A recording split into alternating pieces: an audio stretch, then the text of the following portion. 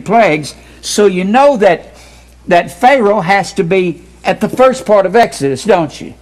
You realize that. Well, I'm going to show you how to remember the history of Israel as we go through the history, and remember the characters. I'll be outlining the books. After we leave Exodus, we'll go into Leviticus, Numbers. The book of Numbers is a very important book. I used to think Numbers when I was a kid. I thought, oh, that's Numbers in Israel. That's a bunch of genealogies. The book of Numbers is the time period when Moses gets the book of the law, and he wanders 40 years in the wilderness, and he comes up just north of the Dead Sea and crosses the Jordan River, and he encamps at Gilgal, and they go in there to conquer the land and divide the land up. Well, when you get Numbers is from Mount Sinai, wherever it is. I mean, there's lots of opinions about where Sinai is, but nobody really knows. But from Sinai to their crossing the Jordan, that is the book of the Numbers. That is, the book of Numbers is the 40 years. How's that? You can remember that, can't you? The book of Numbers is the 40 years in the wilderness from the time they leave Sinai till they cross the Jordan River. Now, what is all this about? Why are we teaching this? Well, God has this family that He preordained. He chose them. They didn't choose Him. He says in Deuteronomy 7:7. He said, I didn't choose you because you're the greatest of nations. You were the smallest of nations. This was simply my favor. It's predestination, whether anybody likes it or not. God chose them and said, you're mine. And He put into the hearts of those believers that He wanted. Now, we'll go through Leviticus, Numbers, and then we'll go through Deuteronomy. Now, we'll probably hit high points and high spots. We'll stay in this forever if we don't.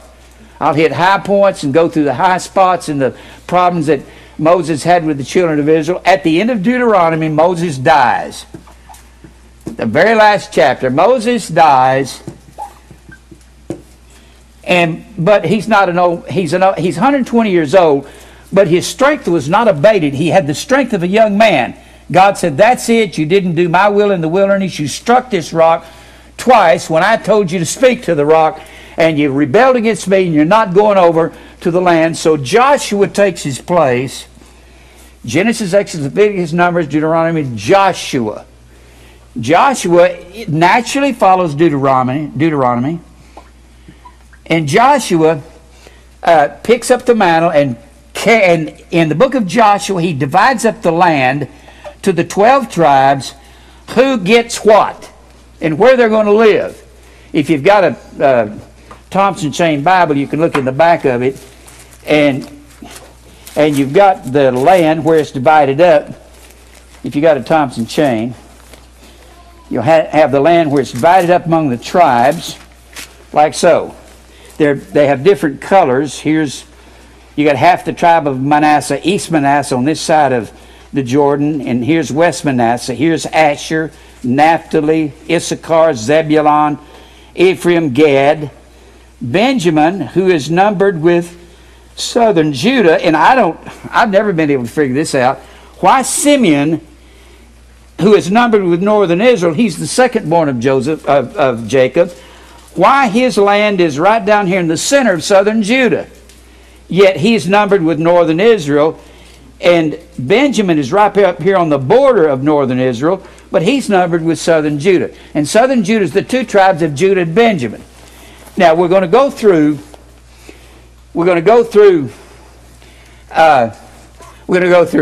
Deuteronomy. Deuteronomy is the second witness of God. Deuteronomy comes from duo. We say duet.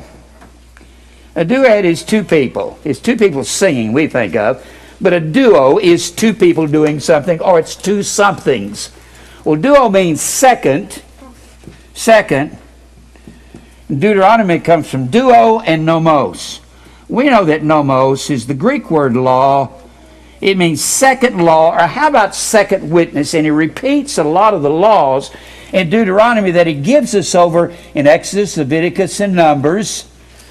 Well, Moses dies here. Moses enters the scene in the second chapter of Exodus. Exodus 2, Moses enters the scene. enters the scene, and he dies here at the end of Deuteronomy. Well, we go into Joshua. Joshua goes in and conquers. We know the story about Ai, and then how they go in, and he forbids them to take any materials, and that's his name eludes me. I went blank. Yeah, the Babylonian garment, the wedge of gold. The man's name, just, huh? Achan, yeah. Achan takes the goodly Babylonian garment and the wedge of gold. Just lost it for there a minute. And in Joshua, and he goes in to conquers Ai, and he conquers Jericho, and then it's time to go and possess the land in Judges. Well, Judges, in the book of Judges, the judges are ruling Israel. God sets judges over them because He sets judges over Israel because they refuse to drive the people out of the land. So He puts these judges over them, and He starts with Othniel, which is the nephew. Othniel, which is the nephew of Caleb, and this is the first judge, and he goes all the way through the book of Judges, and you have all these judges like Ehud and Gideon, and they're conquering their enemies when the Midianites and the Philistines come up against them. Now we'll go and hit some high points in this as we're going through. We'll go through the book of Judges, and then we'll go through Ruth. Ruth was a picture. She was a Gentile. She was from Moab. Moab is southern Jordan, down here in the land of Moab, down here. She was a Moabite, and she's a picture of the church. And Boaz is a picture of Christ, who marries her. And Boaz is a Jew contracting to marry a Gentile wife. And we'll go through that. And then we'll go through, then we get into 1st and 2nd Samuel, and 1st and 2nd Kings, and 1st and 2nd Chronicles. Now, as we go through this, we're going to go through these. Right here is the crux of the matter right here. This 1st and 2nd Samuel, Kings, and Chronicles, this is called the Book of the Kings. The Book of the Kings by Israel. They call it one book.